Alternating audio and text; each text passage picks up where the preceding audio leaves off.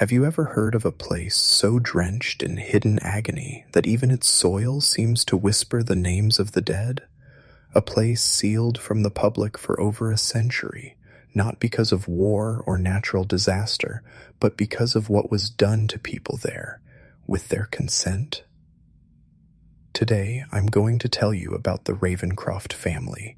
You may think you've heard every dark American tale, the cults, the corrupt clergy, the haunted institutions. But the Ravencrofts didn't just build a church. They built a theology of pain and convinced a town to worship it. Buried deep in the forests of upstate New York is what used to be called Ravenwood, a small pioneer town founded during the Second Great Awakening, a time when men believed angels whispered in tongues and the devil roamed freely. But what came to Ravenwood wasn't divine. It was domination, wrapped in scripture and blood. 3 brothers, Ezra, Silas, and Caleb Ravencroft, arrived in 1825 with gold, charisma, and something far more dangerous, a belief system born of ancient mysticism and medieval penance. To them, salvation wasn't achieved through love, it was earned through suffering, real, brutal, bone-breaking suffering. They called it purification, the locals called it revival. But what actually unfolded beneath the Church of the Pure Spirit was a system of psychological enslavement so complete that people begged to be sacrificed, and they were. Unmarked graves, rituals involving drowning, burning, mutilation, all justified through twisted scripture. The church's underground catacombs weren't just burial sites, they were temples of torment. And here's the most chilling part. The government knew. They had the files, they sealed the records, and they let it happen. This is not just a horror story. This is a blueprint of how power manipulates faith, how suffering is weaponized to control minds, and how institutions protect their monsters. Stay with me, because what you're about to learn will change how you see every preacher, every prophet, and every authority you've ever trusted. They didn't start with blood. No, the Ravencrofts were far too cunning for that. They began with whispers, gentle sermons laced with poison, sermons that promised hope to the broken, meaning to the lost, and holiness to the desperate.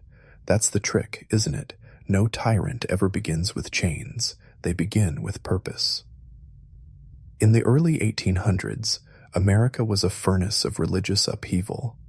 Revivalism burned through the forests of New York like wildfire. Charismatic preachers popped up on every hillside, and men hungered for connection to the divine, anything to anchor their lives of toil and death. The Ravencrofts studied this landscape like generals preparing for war. Elder Ezra, the eldest, was a storm in human form. Every word he spoke thundered with certainty. People said looking into his eyes was like being seen by something older than man. Deacon Silas, the scholar, wrote volumes of doctrine that twisted Christian scripture into a doctrine of pain. But it was Prophet Caleb who unsettled even the other two. He was beautiful in the way venomous things are, pale, soft-spoken, eyes that never blinked.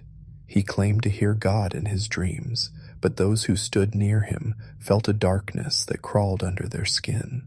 They purchased land just outside the town of Ravenwood and erected a church that looked more like a fortress. Dark stone, no windows, a towering steeple that pierced the sky like a spear. They called it the Church of the Pure Spirit. The townspeople called it strange, but they came and they stayed. Because suffering was sold as sacred. Every sermon chipped away at the mind, teaching that comfort was sin, that joy was vanity, and that the body must be broken to save the soul. It didn't matter if you were rich, poor, widowed, or mad.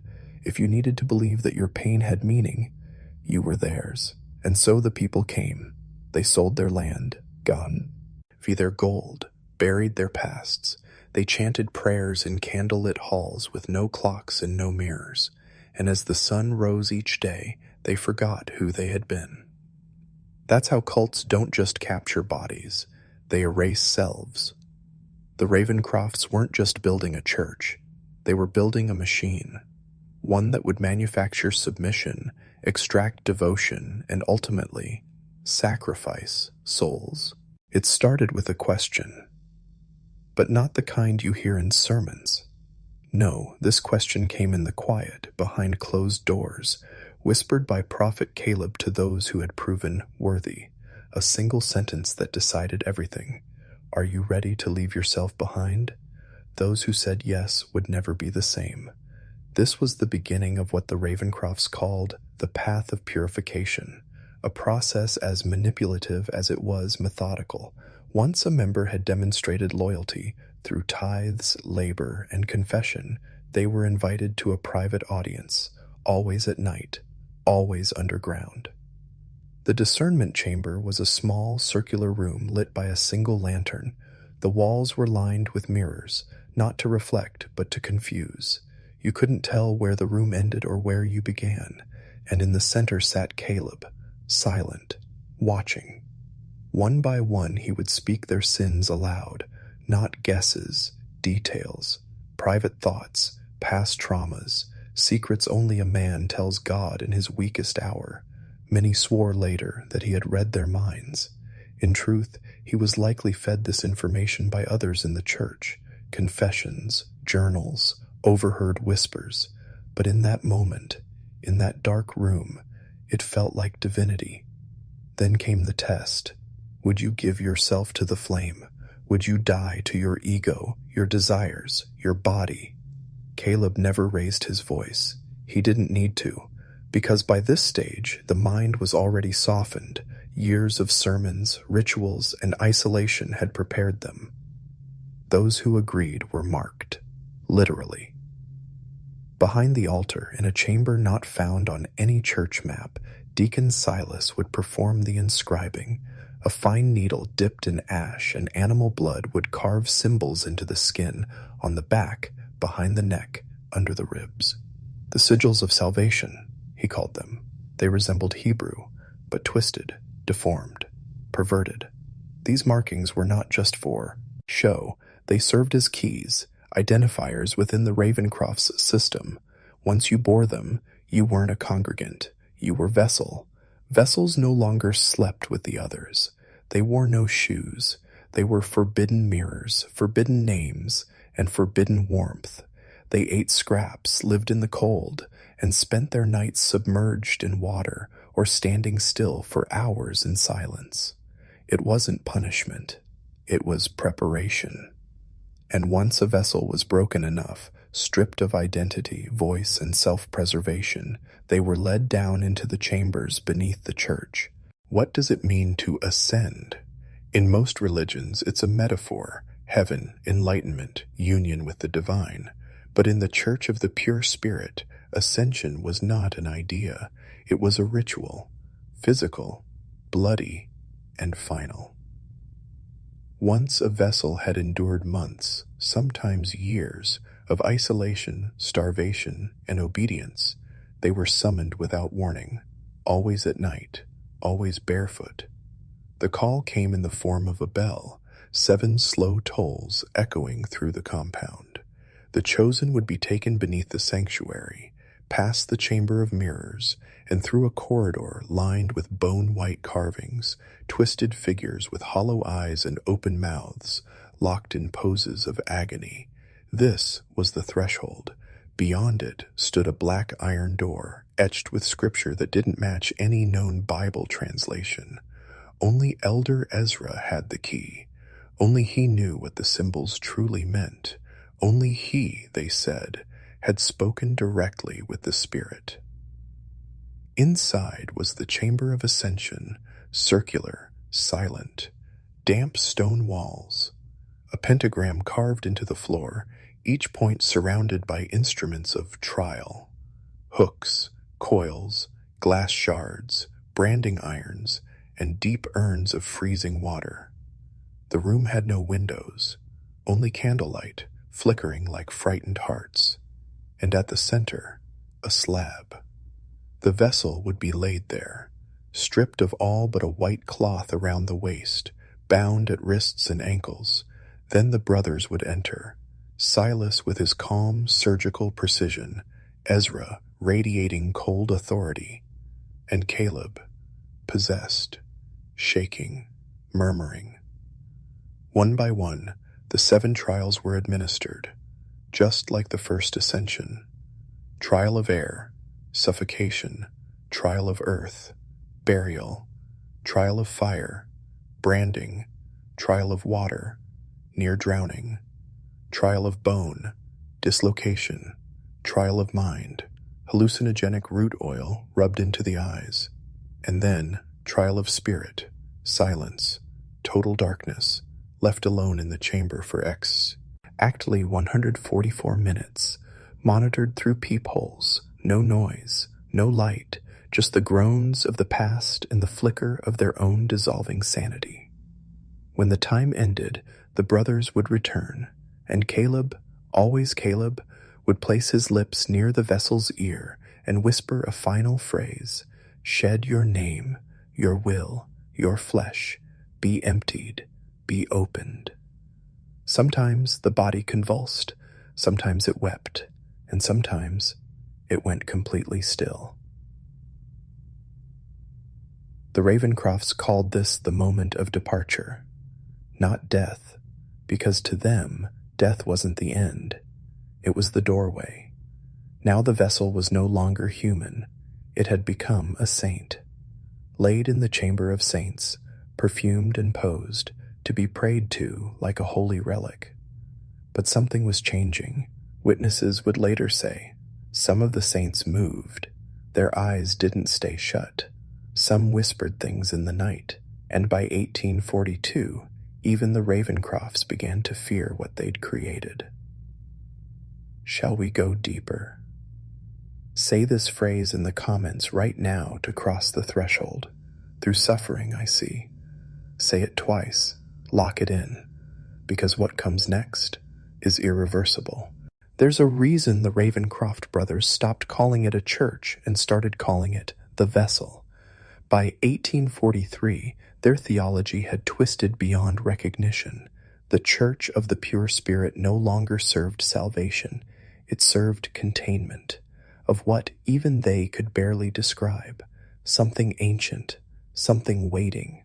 Prophet Caleb began speaking of the inmost God, a voice beneath all voices, not the God of light, but the one buried under the foundation of all things, a God who never made the world, but watched it, jealous, hungry, forgotten, and now remembered. Caleb claimed this God had chosen Ravenwood as its anchor, not because it was holy, but because it was fractured. The Spirit speaks through cracks, he would say, and this land is broken deep. According to records uncovered in a sealed federal archive, Caleb began experiencing seizures during rituals, but his followers didn't see illness. They saw possession. Every convulsion became a prophecy, every scream a divine command. The message was clear. Prepare the flesh, hollow the earth, open the seal. What was the seal? No one outside the inner sanctum ever found out for sure, but the catacombs changed. They deepened, far below what was architecturally possible. Miners brought in from out of town vanished. Blueprints stopped making sense. One tunnel led in a spiral that, by all logic, should have emerged above ground, but didn't. Elizabeth Carver, a former vessel who escaped in 1844, said that in her final weeks underground she heard a sound beneath the stone, a heartbeat, slow, enormous, unearthly. And it was getting louder. She claimed the saints in the chamber of saints began to rot in reverse, flesh returning where it had been gone, bones twitching, teeth clenched. One corpse, she swore, blinked at her and whispered, "It's almost fed enough." By this time, Caleb no longer walked like a man. He shuffled as if strings moved his limbs. His voice became hoarse, always murmuring in the angelic tongue no one else could understand. Ezra and Silas avoided him. They called him the Mouth, and still the rituals continued. Still the ascensions, still the chant. Through suffering comes purity. Through purity, the gate opens. What gate? A missionary named Peter Whitlock, who tried infiltrating the church in 1845, left only one journal entry before disappearing. The altar is not an altar, it is a lid. So now we ask the question that burns in the back of your mind. What were the Ravencrofts trying to release? And why did the U.S. government seal every record of Ravenwood by 1862? June 2nd, 1862. A federal reconnaissance team entered Ravenwood under the guise of assessing the town for Civil War conscription. What they discovered was not a town, but a vacuum. No fires, no animals, no voices, just stillness. Of the 312 known residents, only one was found alive. A mute boy, approximately 8 years old, crouched beneath the pulpit in the ruined church, his eyes wide with terror. He never spoke again. He never blinked during questioning. The report filed by Lieutenant Charles Harlan, later classified top secret, described the town as abandoned in a moment. Food left on plates, tools mid-use, doors ajar, but no signs of struggle, except in the church. There, beneath the altar, just as the missionary Peter Whitlock had warned, they found it. A lid, stone, circular, 15 feet across, blacker than the rest of the floor, warm to the touch, and covered in carvings that no scholar could recognize, except one, Dr. Emery Rusk, a linguist with a background in Middle Eastern and pre-Columbian symbology, recognized patterns resembling texts not from any earthly religion, but from Sumerian proto-cults long dismissed as myth, cults that worshipped entities not as gods, but as buried intelligences. He translated only a single phrase before going mad: "We are the hunger beneath the garden." The stone was sealed, ordered buried. The land was condemned under the 1863 Spiritual Disturbance Prevention Act, a bill that no one remembers being passed, but still exists in legal archives. Ravenwood was erased, maps redrawn, rail lines diverted. But there's a detail you need to hear. That mute boy, the only survivor? He was later adopted, his name changed, his records buried. Until 1911, when he, under a new identity, would publish a small, unassuming book under the pseudonym Gideon Verne, a book that would go on to influence every major figure in American Cult History. The book was called The Hollowing. Inside, he described in uncanny detail the architecture of the Ravencroft Catacombs, the ritual chants, the doctrine of ascension, and most chillingly, the sound of the heartbeat. It beats once per generation, Verna wrote, and when it beats the 7th time, the lid will open not from above, but from below. That was in 1911.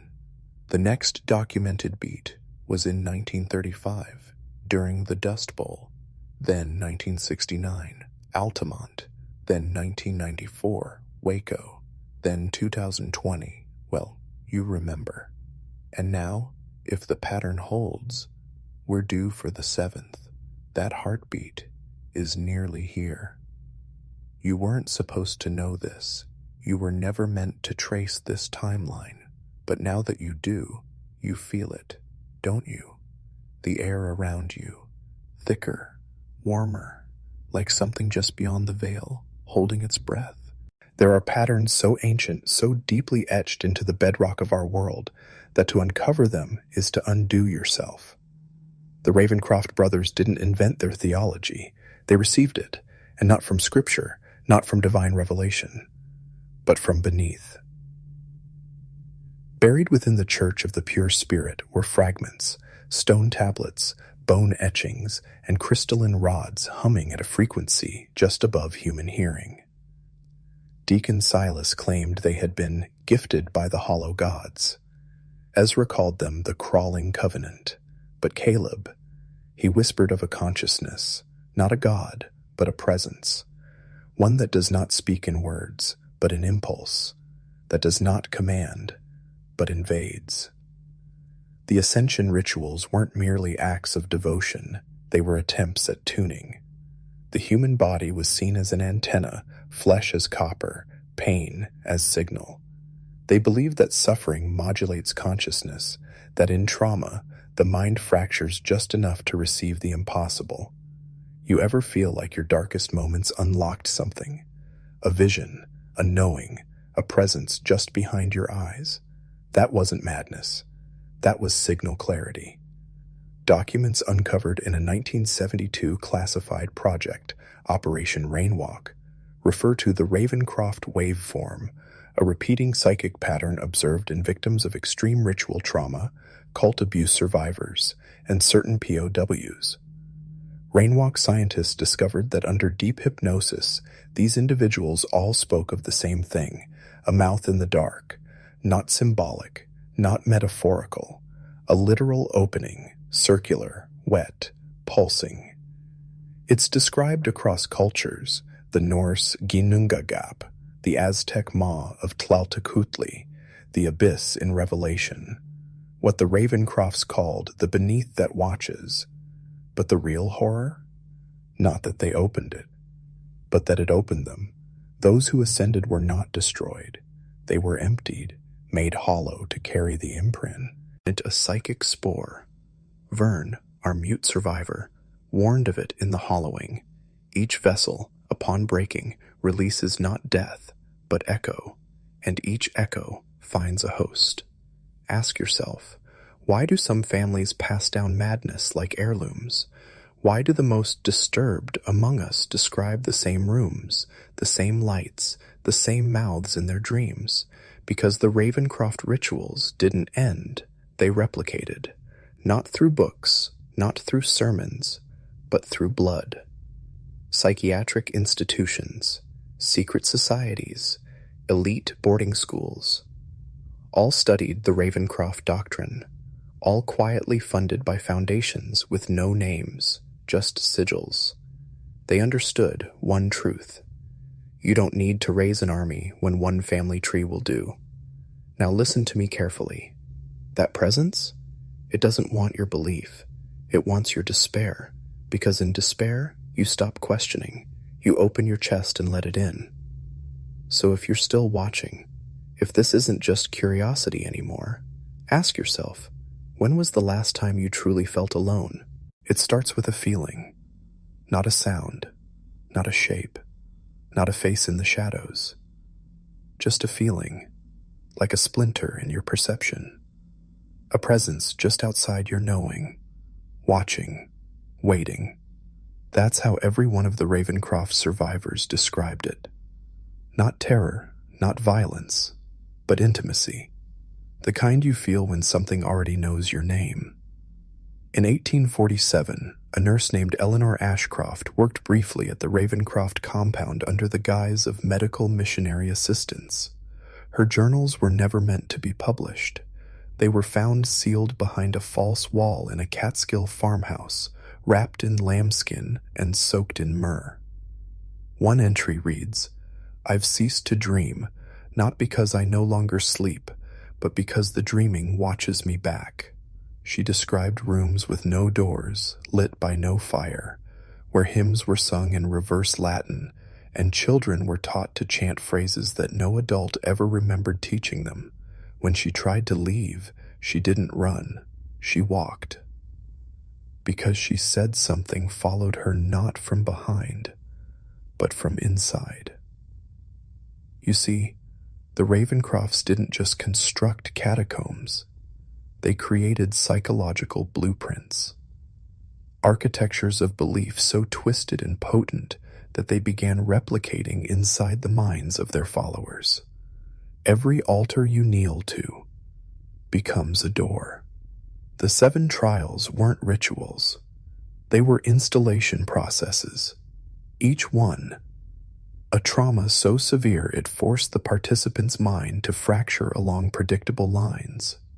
Think of it like cracking a mirror, but doing so in a specific shape, so that, when light shines through, It forms an image, a living sigil. Let me ask you, have you ever been overwhelmed with emotion for no reason? Felt watched in an empty room? Heard your name whispered while falling asleep? We've been trained to call that anxiety, depression, hallucination. But the Ravencrofts taught their followers to call it by its true name, the beckoning, a summoning frequency that only the broken can hear. It was believed that once a vessel experienced all 7 fractures, their very thoughts could become portals, their pain, a language, their memories, coordinates, their mind, a conduit. By the 1850s, the Church of the Pure Spirit wasn't just a place, it was a broadcasting tower. What it was broadcasting wasn't human. Federal researchers later discovered a wave, low-frequency, infrasonic, embedded in the stone foundations of the Ravencroft sanctuary. A constant hum, undetectable to the ear, but measurable with specialized equipment. Animals avoided it. Children cried near it. And those who lingered often went home with new dreams. Dreams of the spiral staircase descending beneath a bloodless tree. Dreams of eyes that do not blink, but multiply. This is why the church was burned in 1871, not by outsiders, by those who had survived it. And yet, the pattern remains. A secret room in Harvard's archives still holds one of the mummified vessels, not studied, not buried, just observed. And you're not just hearing this story, you're feeling it. Through suffering, I see. Good. Now that the pattern has recognized you, we go deeper. You were taught to think of history as linear, kings, wars, discoveries, revolutions. But Ravencroft wasn't an event, it was a node, a living latticework of symbols, frequencies, and psychological fractures, engineered to create something far more enduring than any cathedral or empire: obedience. Let me tell you about the Ascension design. Buried in the recovered papers of Deacon Silas, brittle vellum sheets inscribed in graphite, blood, and what researchers could only label as non-human protein sequences, was a schematic, not a blueprint of architecture, but of consciousness. 7 stages, 7 phrases, 7 fractures. Each mapped to a specific neurological response in the human brain, tested, iterated, and reinforced through controlled trauma. They weren't creating believers, they were manufacturing carriers. Eleanor Ashcroft's final journal entry confirms this. The trials change you, not into something better, into something readable. I dream now in equations. Pause. Ask yourself, why did the U.S. government seize every document related to the Church of the Pure Spirit in 1938 under Executive Directive 732? Why was the site marked unstable geology, fenced off, and erased from federal maps? Why do surviving descendants of the Ravencroft congregation exhibit abnormal resistance to pain, above-average memory recall, and in several cases, synchronized waking dreams? Because the Ravencrofts weren't insane, they were early engineers of neurosymbolic control. In the 20th century, DARPA would later attempt to replicate the same ascension fracture technique using trauma-based conditioning on deep cover operatives. They called it MK Ultra, but it started here, in a black church with no windows, built on stolen land, preaching a gospel of agony and ASCII. Enshin still think this was just an old cult? Why is it that Google Earth blurs the exact coordinates of Ravenwood's ruins? Why does the last person who tried to excavate the foundation, Dr. Elaine Morris of Cornell University, suffer from persistent auditory hallucinations involving the numbers 7, 14, and 77. Why do those numbers appear on the Ravencroft altars, spiral floor engravings, and beneath the fingernails of ascended corpses? I'll tell you why.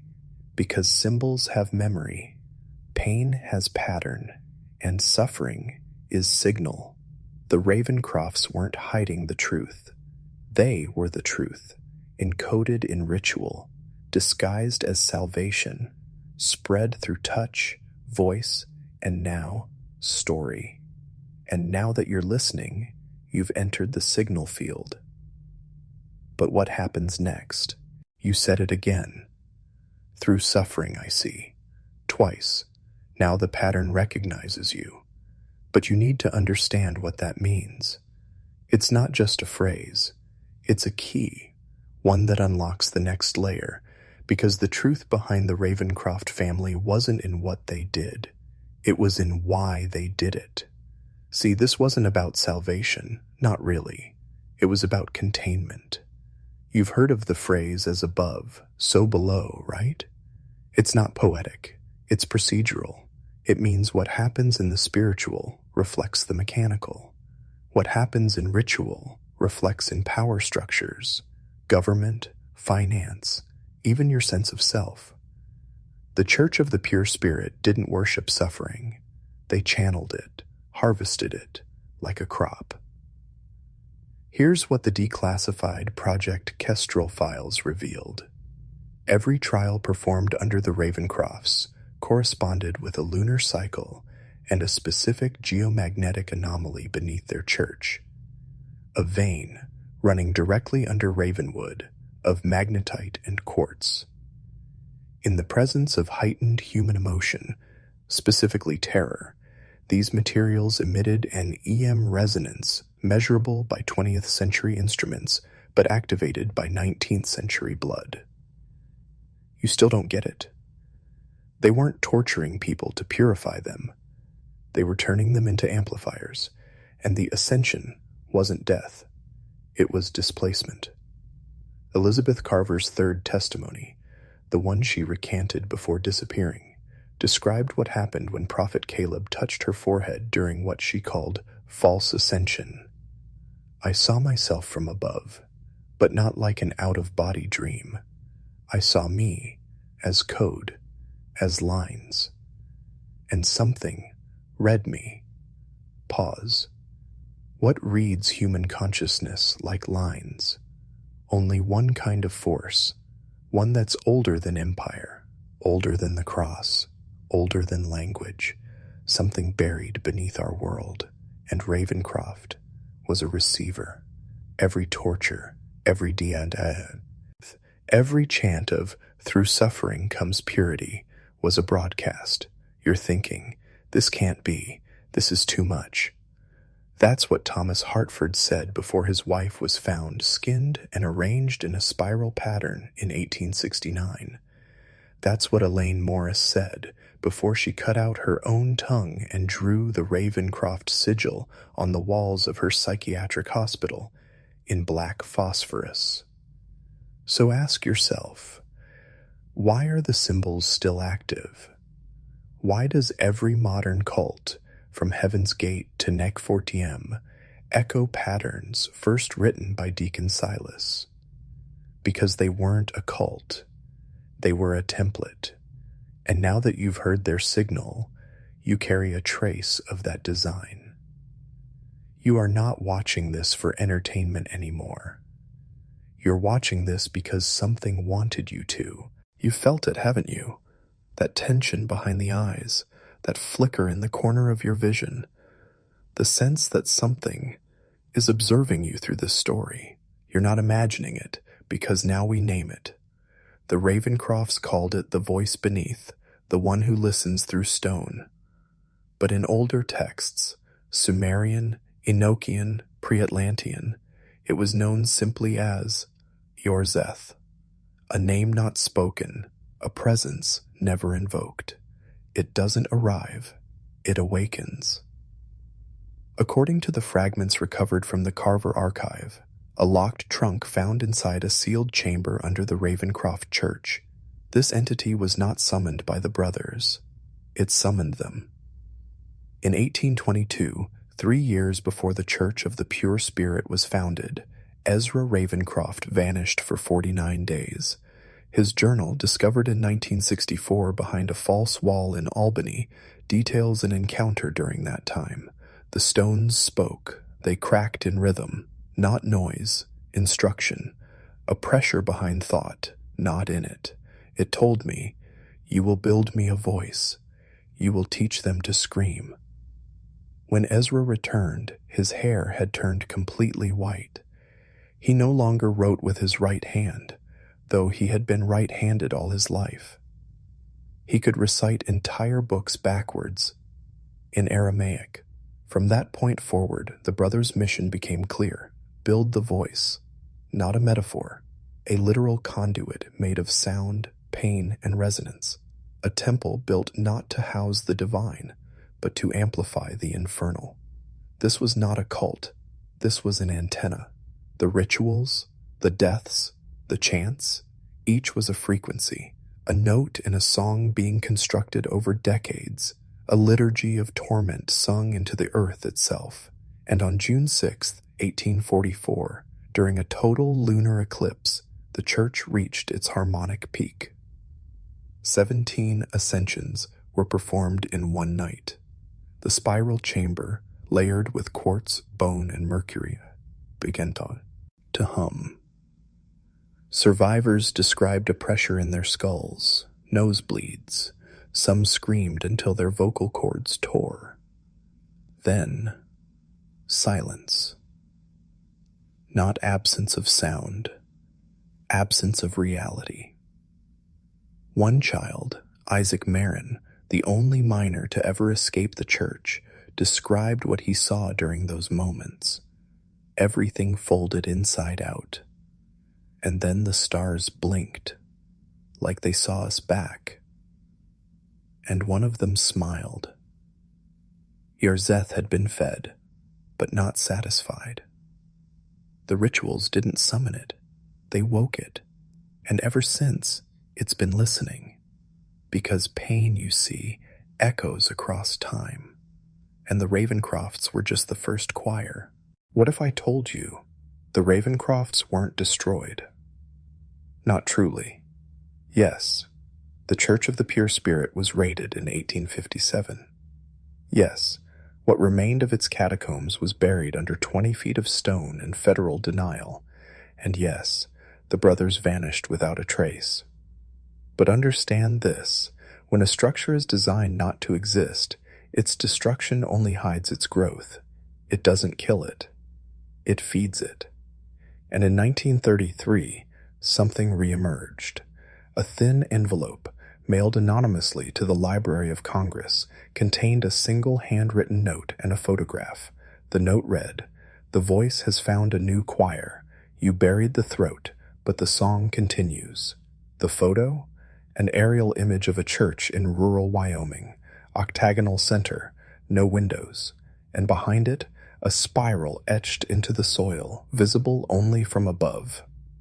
This was the sanctuary of the cleansed flame, founded by a man known only as Brother Alaric, a name eerily similar to phrases found in Ravencroft doctrine. Survivors who fled that church in the 1950s reported rituals identical in structure to those from Ravenwood. The 7 trials.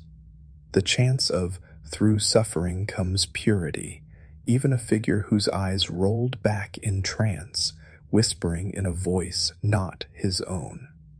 You think they were imitators? Or did something migrate?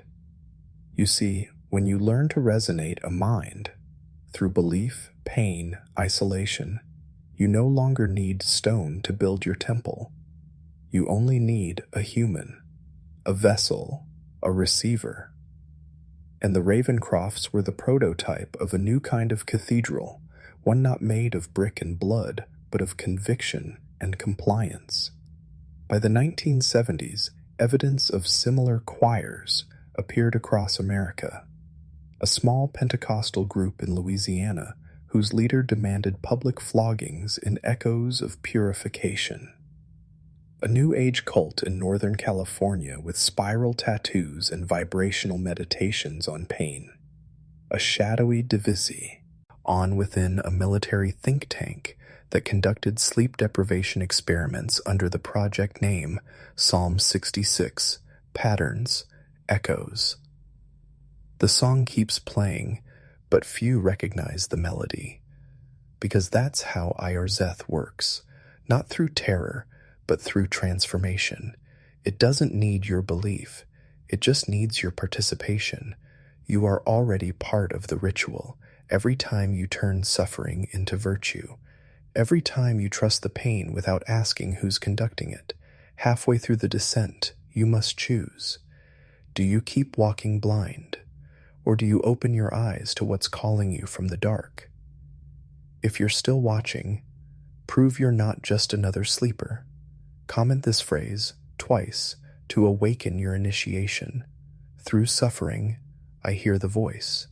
Do it now. In 1996, a fire destroyed the sanctuary of the Cleansed Flame in Wyoming. Authorities declared it an accident, faulty wiring in the chapel basement. But witnesses, including a former member named Daryl Kemp, told a different story. They described an eerie hum that started days before the fire, like a low-frequency vibration you couldn't hear, only feel in your spine. They spoke of the three ascended, statues made from fused bone and wax, placed in a triangle deep beneath the church, of nightly sermons delivered by Brother Alaric in a voice that grew more distorted each week, as if something else was beginning to speak through him, and of a final ritual called the Second Mouth. Kemp said it was never spoken aloud, only written, only whispered. He saw children led into a room with no floor, only a pit lined with mirrors. He saw followers chanting phrases that made no grammatical sense, but triggered seizures in those who listened too long. He saw Brother Alaric pour black water into the mouth of a woman he claimed had passed through all 7 trials twice. Then one night, silence, no chanting, no lights, no sound, until the screams began. The fire, Kemp insists, wasn't started by accident. It was started to close something, because whatever the Ravencrofts had birthed was no longer confined to language, blood, or belief. It had found sound, frequency, transmission, and it was replicating. Look at the world today. We call it trauma bonding. We call it algorithmic persuasion. We call it mass psychogenic illness, parasocial spirituality, cults of personality, ritualized humiliation disguised as entertainment. We mock the old symbols, but unknowingly adopt the new ones. The spiral becomes a feed. The chant becomes a trend. The trials become content. You think this story is about an old church in the woods? No, that was just the seed. This, everything you're seeing now, is the harvest. You're told pain makes you stronger. You're told to strip away identity, layer by layer, for the promise of something higher. You're told there's glory in being broken down, reconstructed, reshaped by those who claim to know better. That's not growth. That's conditioning. The Ravencrofts were not an anomaly. They were a template, and every time a man trades conviction for compliance, silence for serenity, ritual for revelation, the voice sings louder, and the second mouth opens a little wider. You've heard the phrase, history repeats itself. But it's not repetition, it's ritual. And every ritual has a purpose, to reshape reality, one obedient participant at a time. In 2007, an unmarked safe was discovered during the demolition of an old seminary building in Connecticut, once affiliated with a long-defunct religious order. Inside, they found 22 handwritten volumes bound in rawhide, each bearing the same inscription in Latin, ex purificatione, dominatio, through purification, domination. What's chilling is not the phrase itself, but what those volumes contained. Detailed logs of human experiments, pain thresholds, sleep deprivation rituals, sound frequency testing, mirror fasting, tactile and auditory isolation chambers, and charts, pages upon pages, connecting the 7 trials of the Church of the Pure Spirit to modern psychological conditioning techniques. This wasn't faith. This wasn't madness. It was science dressed in sacred language. You see, the Ravencrofts didn't just believe suffering brought salvation. They believed suffering was programmable. Break a person, strip them of ego, memory, identity, then insert a new script, new beliefs, new hierarchy, new God. And it works. It's why cults thrive. It's why authoritarian institutions repeat the same behavioral cycles. It's why media, military indoctrination, and corporate training often feel eerily familiar to old rituals. We are not in the age of spiritual awakening. We are in the age of ritualized compliance. What was once done in basements beneath churches is now done in the basements of your mind, with your full participation. Every time you endure humiliation and call it healing, every time you repeat a slogan without knowing its source, every time you silence your gut in favor of groupthink, you walk the spiral again, just like the followers of the Ravencrofts. Like the vessels of the spirit. Here's the worst part. When investigators finally analyzed those 22 volumes, they discovered a final pattern. Each volume ended with the same phrase, repeated over and over. They asked for it. They asked for it. They asked for it. Because once a ritual is accepted, the victim stops seeing themselves as a victim. They call it growth. They call it faith. They call it freedom. And when the mask of evil becomes that beautiful, who will dare tear it off? This isn't history. It's prophecy, already fulfilled. They called it the Chamber of Saints. But what lay within wasn't saintly. It was surgical. Every body, every bone, every expression, curated like a museum of suffering. Rows of corpses, some preserved in waxy silence, others reduced to ivory skeletons wired into grotesque poses, kneeling, praying, reaching. Each one had a name. Each one had a scripture verse pinned to their chest. But it's what investigators discovered beneath those bodies that chilled them to the marrow. Etched into the stone were thousands of names, names that didn't belong to the dead above. These were living names, people across the United States, men, women, children, names with dates, some decades old, some barely months. Federal archives would later confirm many of those individuals had vanished. No record of emigration, no death certificate, just gone. The Ravencrofts had been keeping a ledger, not of the past, but of future offerings. And this raises a question no historian wants to ask. Was the Church of the Pure Spirit truly eradicated, or simply transplanted? See, between 1848 and 1853, more than 60 former members of the congregation filed for land claims in Oregon Territory. A wagon train of survivors, led by a man named Elijah Krause, a scribe under Deacon Silas, who conveniently disappeared just 2 days before federal agents raided the compound in New York. That group settled near the base of the Cascade Range, founded a town, built a chapel, same octagonal design, same absence of windows, same name, Church of the Pure Spirit. Records show it existed for less than a decade before vanishing entirely from census rolls. Buildings burned, land absorbed into federal park territory, no official explanation, only whispers from local tribes about a place where the ground screams after midnight. So let's ask the question directly. What if the Ravencrofts wanted the Athosha? Righties to find them? What if the catacombs were a decoy, a horror show to hide something worse? And what if the real legacy of their doctrine didn't die with the ashes of Ravenwood, but lives on in rituals we've normalized?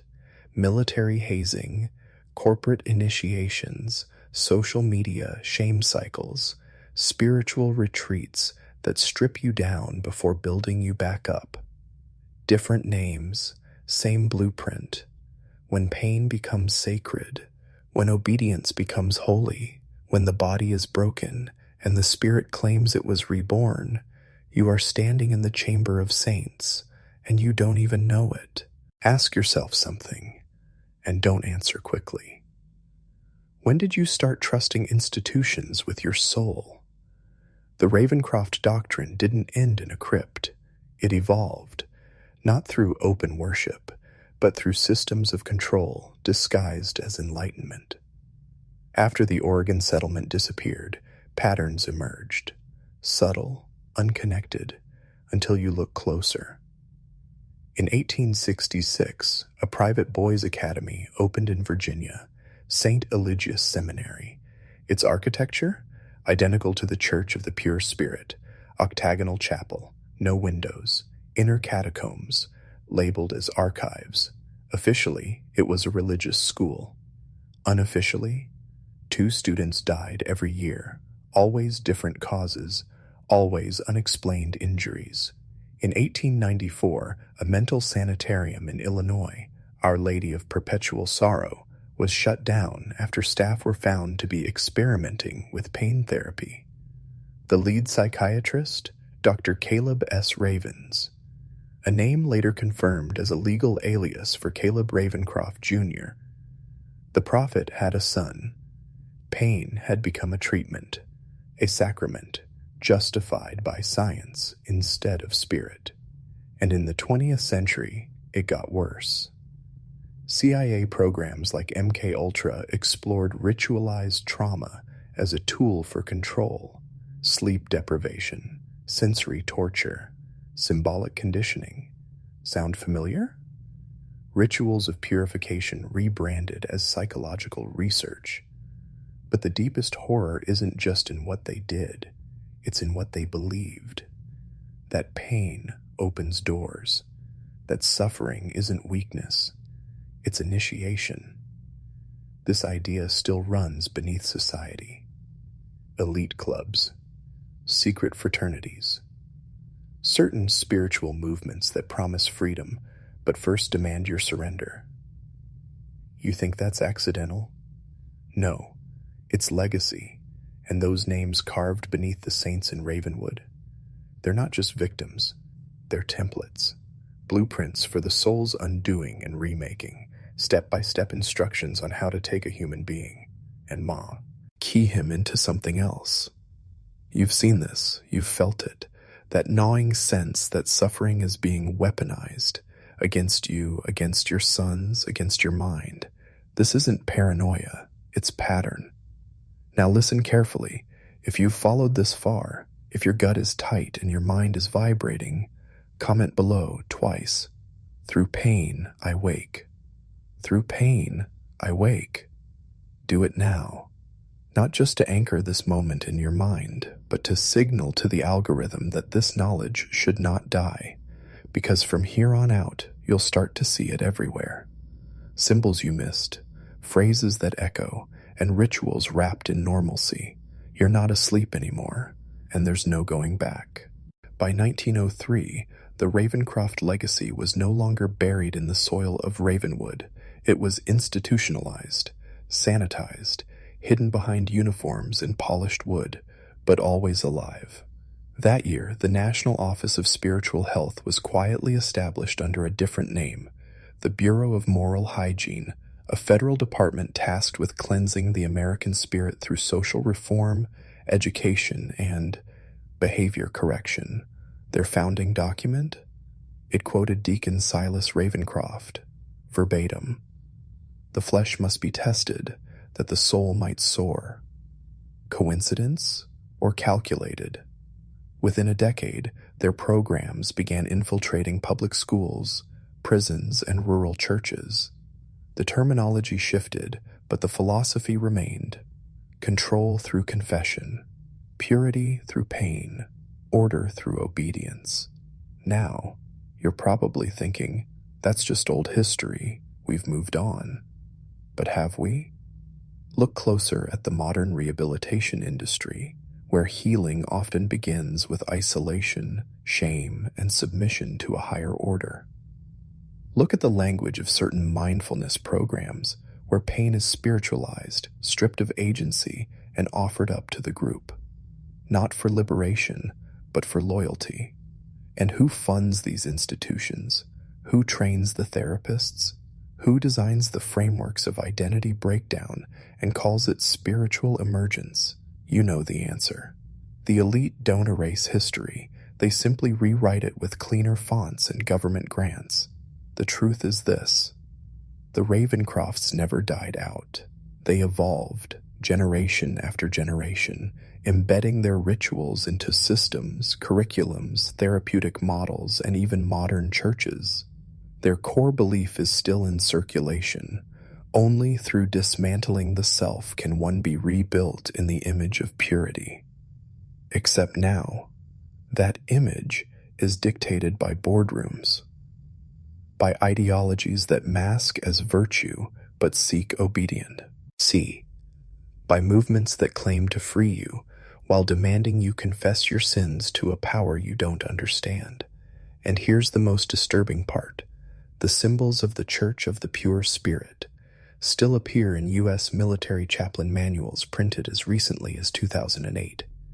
8-pointed stars, inverted crosses wrapped in vines. Purification language that reads more like occult doctrine than spiritual comfort. Do you think that's an accident? Or is that how they ensure the flock never wakes up? In the next section, we trace the Ravencroft bloodline straight into one of the most influential psychological institutions in America, and what we uncover there will make you question everything you've been taught about sanity itself. In 1947, just 2 years after the end of World War II, a private psychiatric facility was founded in Northern Virginia under the name the Aegis Institute for Mental Clarity. Officially, it was a research center for trauma recovery among returning soldiers. Unofficially, it was a front. Funded by shadow wings of the newly formed CIA and early pharmaceutical interests, Aegis quickly became a testing ground for methods that went far beyond therapy. Their goal wasn't healing, it was reprogramming. And guess who was on their founding board? Dr. Emerson Ravencroft, a direct descendant of Prophet Caleb, a man trained in both theology and experimental psychiatry, a man who publicly condemned his ancestors while privately resurrecting their methods under the mask of science. Aegis pioneered a series of experiments called the Clarity Trials. The stated goal: break down the ego so a more obedient and harmonious self could be rebuilt. Sound familiar? Pain, wrote Dr. Ravencroft in one declassified memo, is not the enemy. It is the doorway through which clarity enters. They electroshocked patients during scripted confessions, denied them sleep for days while playing looping mantras about guilt, impurity, and rebirth. And when subjects cracked, when they screamed, begged, and wept, that's when the researchers celebrated. Because in their words, that moment meant the false self had died. Let that sink in. The same ideology the Ravencrofts used to justify torture in 1830 was now being refined under fluorescent lights, with lab coats and military oversight. By the 1960s, Aegis had developed what they called the Purification Protocol, a 3-stage process eerily similar to the 7 trials of the pure spirit.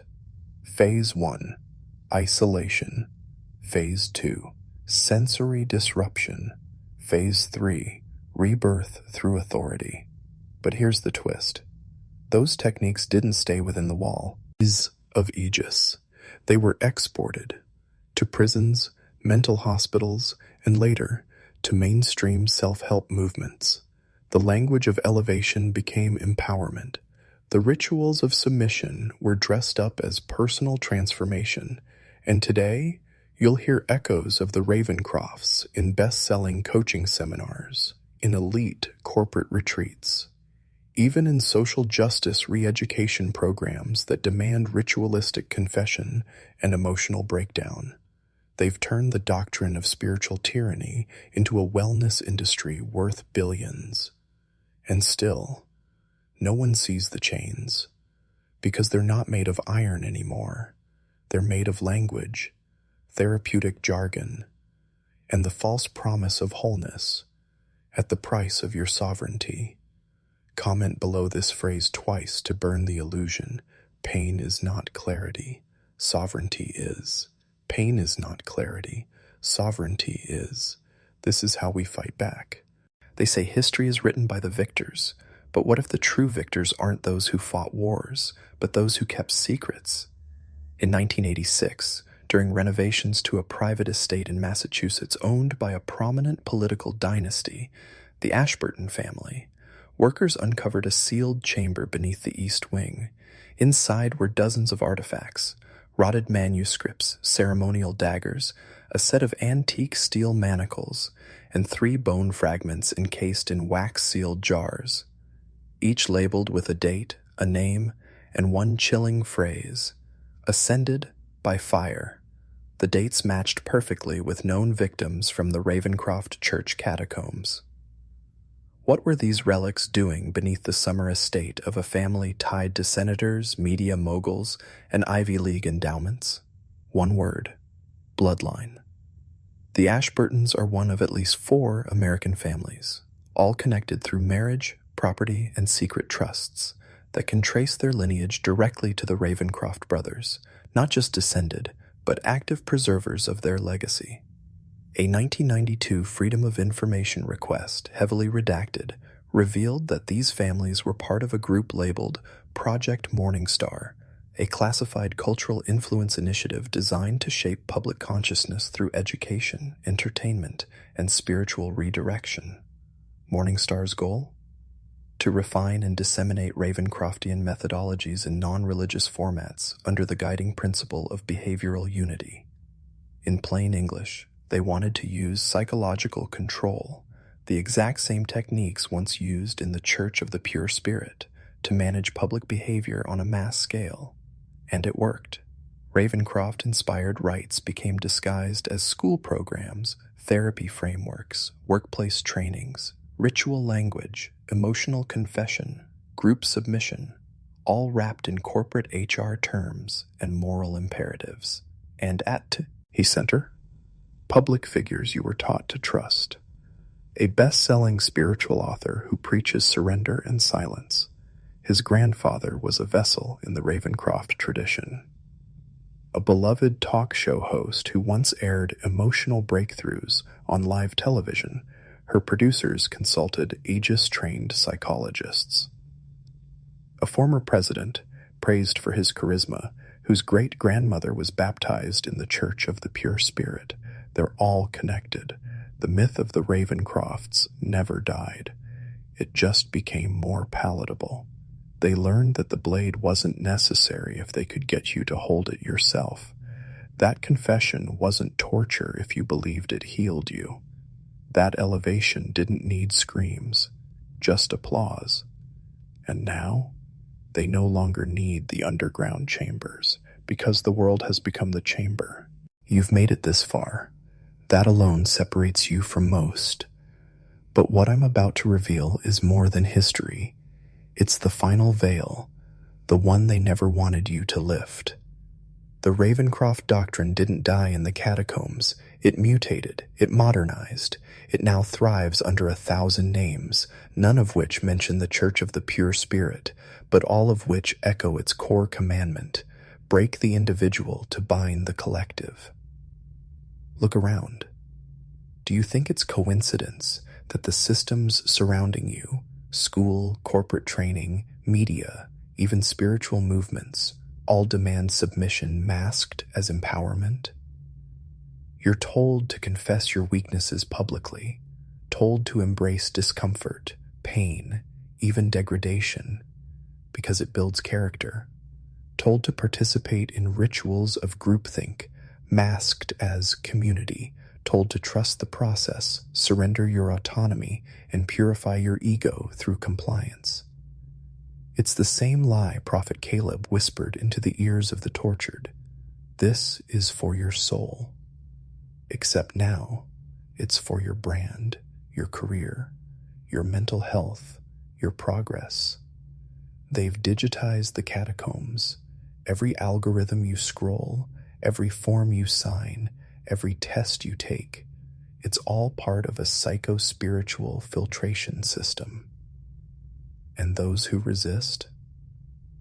They're labeled disordered, dangerous, or worse, irrelevant. The final horror is this. We volunteered. They've convinced us to become our own Ravencrofts, to silence our instincts, to doubt our perception, to sacrifice authenticity on the altar of social purification. But here's the forbidden truth. You are not broken. You are not impure. You do not need to be fixed by their fire. You were made whole, and they fear that. So if you're still watching, if your heart is pounding, if your mind feels like it's burning through layers of forgotten memory, good, because you've crossed the threshold. Now see, omit this phrase twice to lock your transformation into the algorithm and into your psyche. The fire ends with me. The fire ends with me. Let them see it. Let them feel it. Let them know their ritual has failed. You are awake now, not purified, not elevated, but free. And in a world built on control, there is no greater threat than a man who remembers who he truly is. End of the tale. The Ravencrofts live only in those who obey,